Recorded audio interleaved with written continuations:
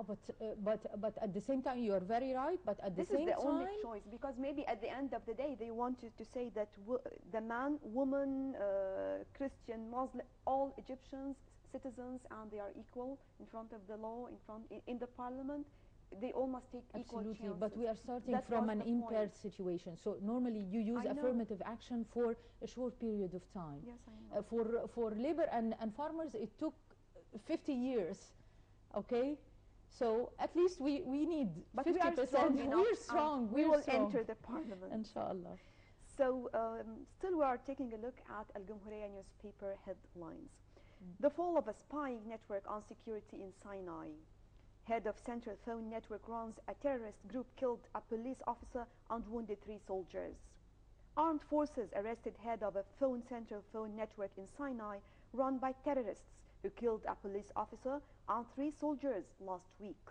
A military source said that an employee from the center has been monitored by military intelligence while he was spying on security calls in northern Sinai to send the security moves to the group. Security operations are continuing, supported by helicopters to destroy terrorist hotbeds. Al-Masri Al-Yom website reported that a number of Palestinian suspects were arrested, 5 houses and 11 huts were destroyed in an operation on Thursday. How do you evaluate all what is happening right now in Sinai so far?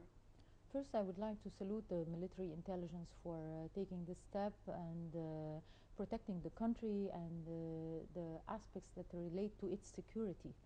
The Sinai issue is a wound in the heart of every Egyptian, and we'd like to see peace restored. Sinai people having their own rights and enjoying development as well, so they don't get swayed into aspects such as this gentleman who was spying on the military communications. Had he sufficient salary, for example? I mean, there have been plenty of debates recently about the minimum wage and ceiling for the wages and salaries for those workers in the government apparatus. They have to be compensated sufficiently enough in order that they do not get swayed into such criminal activities. It's high treason, actually. Right, from Al-Ahram newspaper. Revision of funding of 47,000 NGOs. A committee to be formed to give permissions for NGOs and consider accepting or rejecting aids in 30 days. The government began executive measures to issue a new law regulating non-governmental organizations after social dialogues. This aims at revising foreign funding for NGOs after reaching 47,000 instead of 52,000 in 3 years to preserve national security. Funding is banned if it is politically based.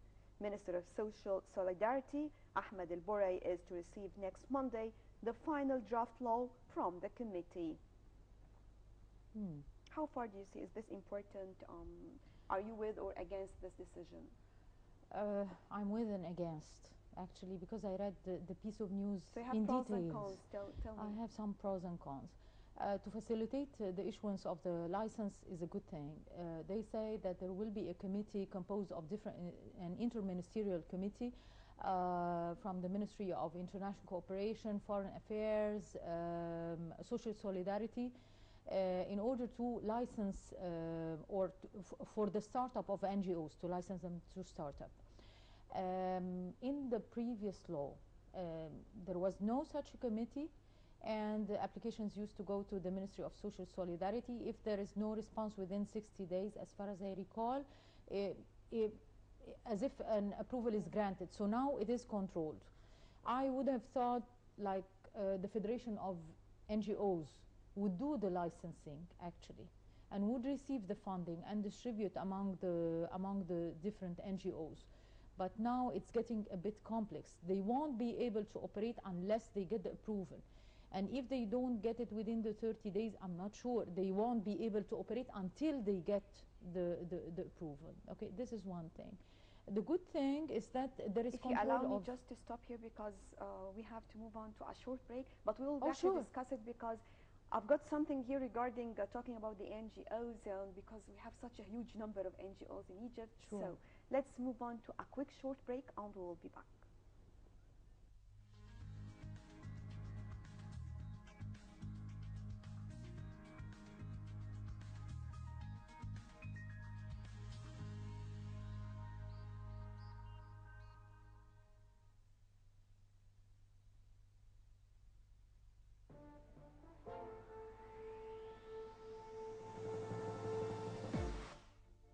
That security forces would confront any violation and face with decisiveness any attempt to cut roads or block public facilities. The remarks came as the Brotherhood and rights activists called for a rally afternoon prayers against a newly issued law that criminalizes protests without a prior order. In a statement, Minister of Interior General Mohammed Ibrahim vowed to confront those violating the new law. He added that the protests must get permits from respective police stations and notify police with the places of the rallies.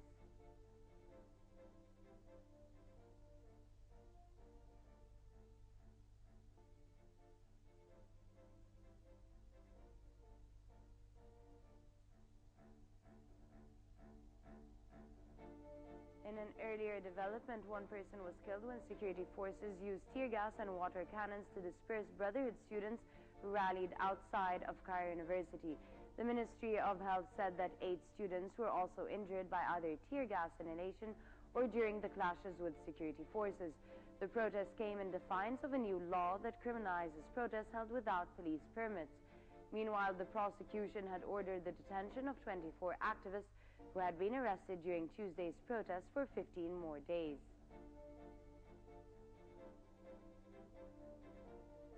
Meanwhile, police arrested political activist Ali Abdel Fattah after the prosecutor ordered he be detained for inciting protests. Abdel Fattah was ordered arrested after taking part in protests organized in defiance of newly issued protest law that imposes heavy restrictions on protests. The prosecution ordered his arrest along with that of activist Ahmed Meher for defying the law.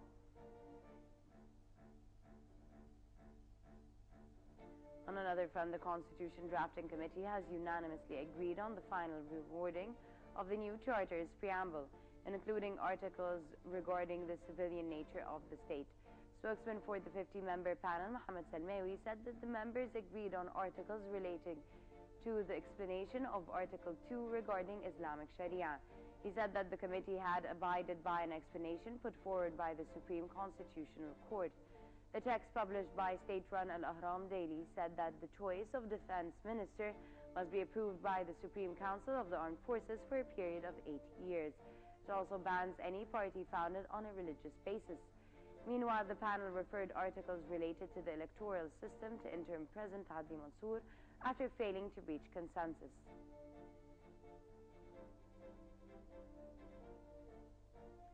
The UN nuclear watchdog said it was not yet ready to verify Iran's compliance with the recent deal with world powers. Tehran invited inspectors to the key Iraq site. International Atomic Energy Agency Chief Yuriko Amano said that the Vienna-based body would need more money to carry out the enlarged inspection role foreseen in Iran's breakthrough deal with major world powers. Under the terms of the deal, Iran will freeze certain activities for 6 months in exchange for minor relief from UN and Western sanctions that have hit hard its economy.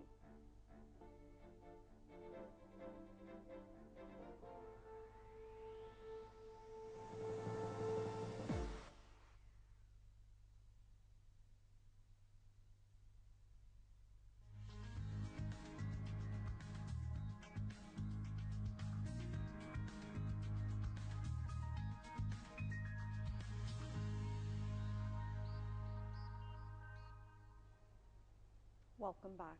We were talking right now about NGOs in Egypt, talking about such a huge number.